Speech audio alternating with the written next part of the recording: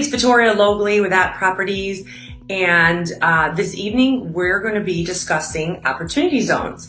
So I'm here with John Nicholas from Chicago Partners Wealth Advisors, and he just recently brought to my attention a really cool investment opportunity that I had never heard about, and it's called opportunity zones. So thanks so much, John, and you want to just kind of dive in and let us know what they are?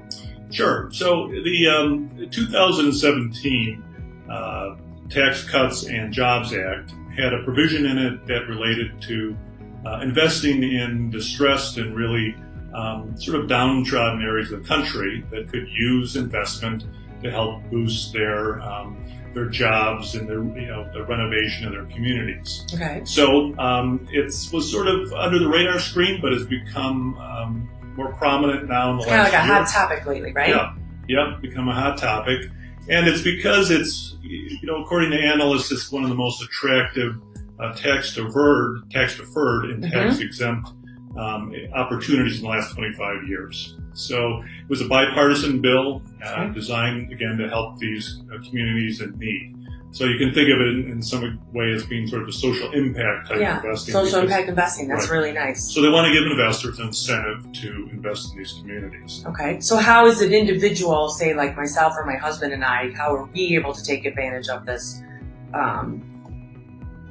opportunity? Yeah. Probably the best way, if you're not a professional real estate investor, and there are 8,700 of these census tracts around the country that have been identified as opportunities. And there's plenty in our areas, right? Chicagoland. Yeah, there are quite a few, and you can find them online. There's actually a database of all of the available census tracts around the country.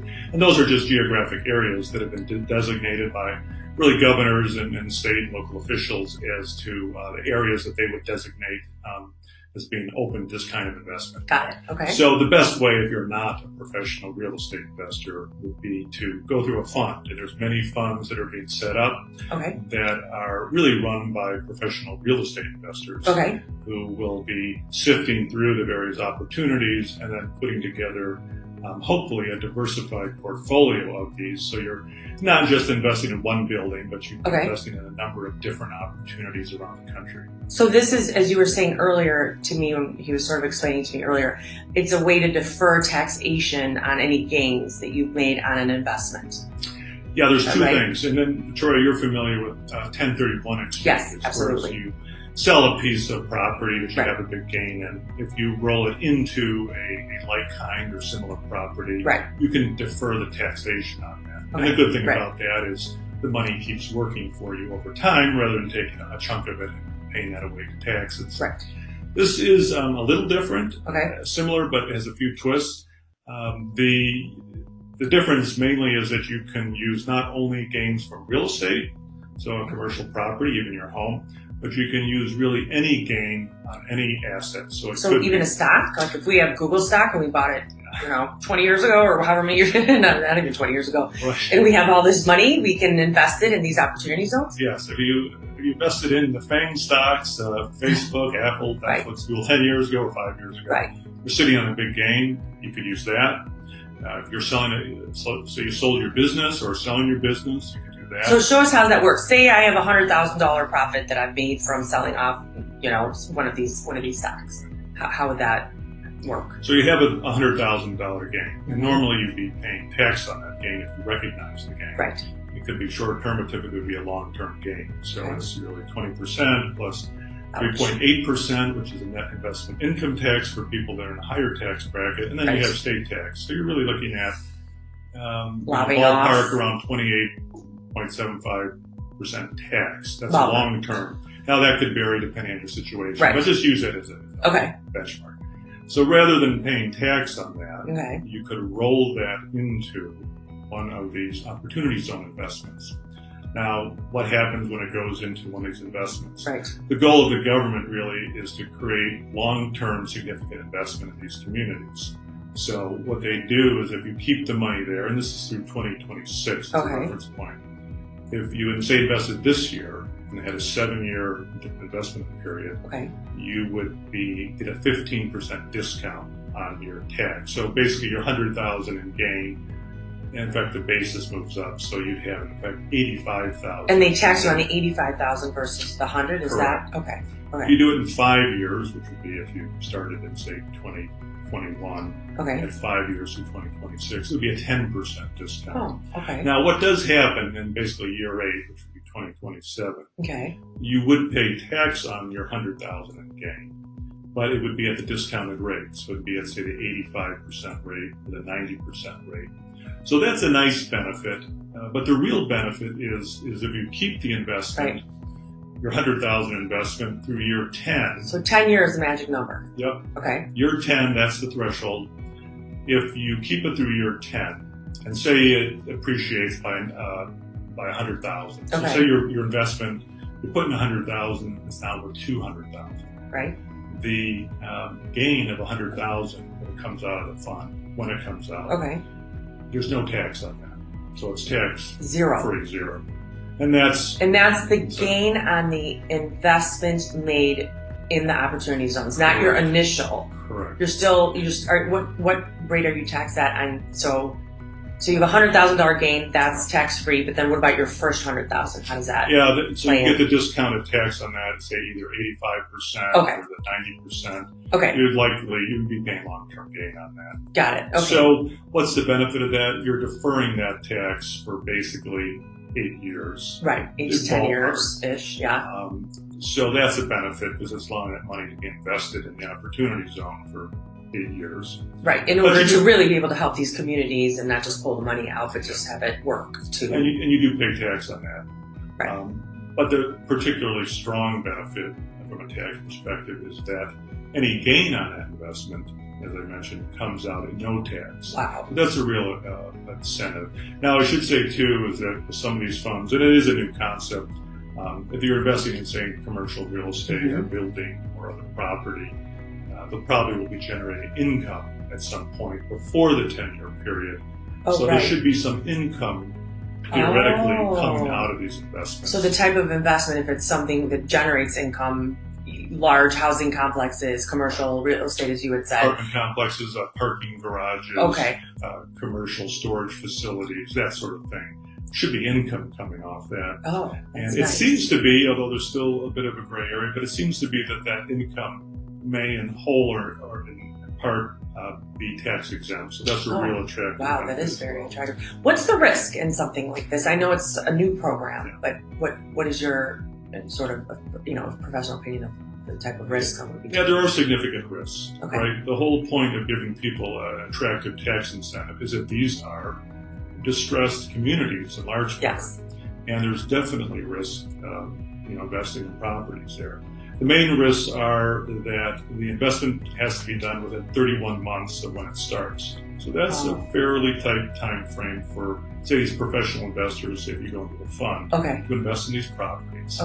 When you invest in a property, and these would be sort of professional investors, say they buy a building for $1 million, they're required to do improvements of $1 million.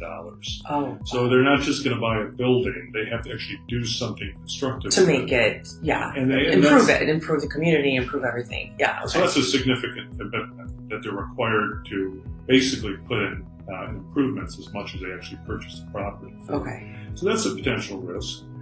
There is a risk that there may be a lot of people interested in these kind of funds and investments. The most attractive opportunities around the country, could get a lot of attention and therefore be bid up in price. And then in 10 years' time, when a number of these funds are looking to sell these properties, you may have a lot of people all selling at the same time. This is everyone's selling their house at the same time.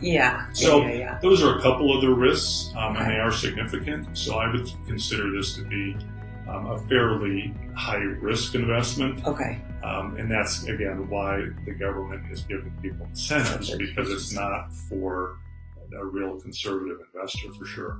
And this is more so to diversify, and if you are a socially conscious investor and you want to do something to help your communities or communities around the country, it's a way for you to invest. But if you only have 100,000, then that's not such a good idea. Or we're just throwing out that number just because it's an even number. No, you would not put your retirement savings into a single a fund like this. Right. Okay. So what kind of people have you seen? And it's been, what, 2 years? Not quite 2 years? I mean, any... Well, the program was just, the properties and the census tracts were really identified by the state and local officials in the spring of last year.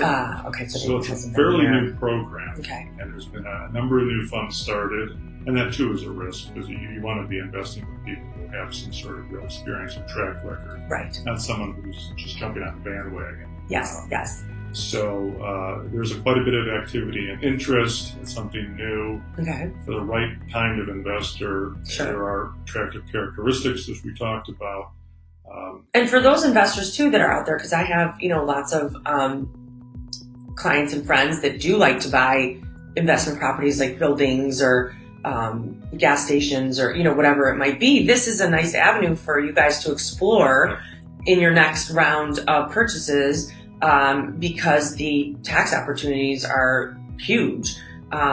So, yes, of course you have, your funds, which makes it easy for like the regular guy. But for those people that have a little bit more experience in purchasing larger buildings or, like I said, commercial properties or gas stations or whatnot, looking at in these specific opportunity zones really might be worth it for you, from a tax perspective. And there certainly is the opportunity. Some of these census tracts, are adjacent to areas that are growing, developing, or attracting, could be near airports, universities or colleges. So student housing, apartment complexes, parking garages.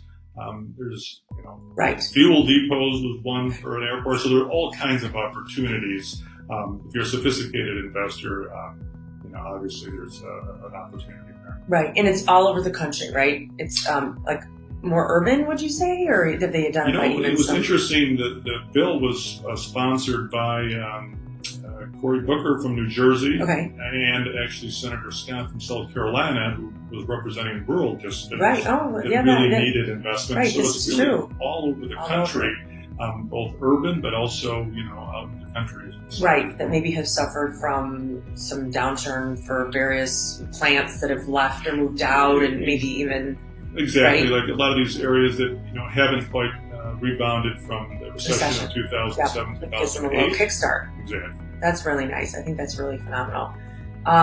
So if someone wanted to find out about these opportunity zones besides going to the government, which we'll put a link at some point, we'll get the link for you guys so you can look at it. How would they would go to someone like you who's a wealth manager and explore you would be able to give them a couple different options in funds. Is that? Yeah, you would talk to your investment advisor. You certainly want to talk to your accountant as well. This is really a tax angle, certainly related to this, and see if it makes sense for you, given your entire financial situation. Portfolio, right. So again, this isn't for someone that, only has a certain amount of money, because it's risky. It is, high risk, high reward, right? That's just sort of the game of life, but it can't be your entire nest egg. Not a good idea. So, but yeah, talking to your advisors, your accountants and whatnot. But I think it's a really cool angle for someone that wants to do, or a family or whatnot that wants to do things that are more socially conscious and impactful. Yeah, we say it's sort of doing well by doing good. This would be one of those types of investments. Yeah, that's great. Am I missing anything else? Is there anything else we kind of need to?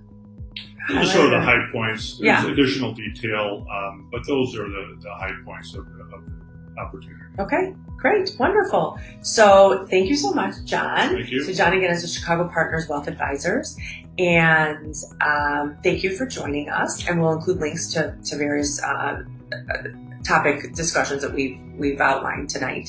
And so if you have any questions, feel free to reach out to John or I. And thanks again for joining us. Take care.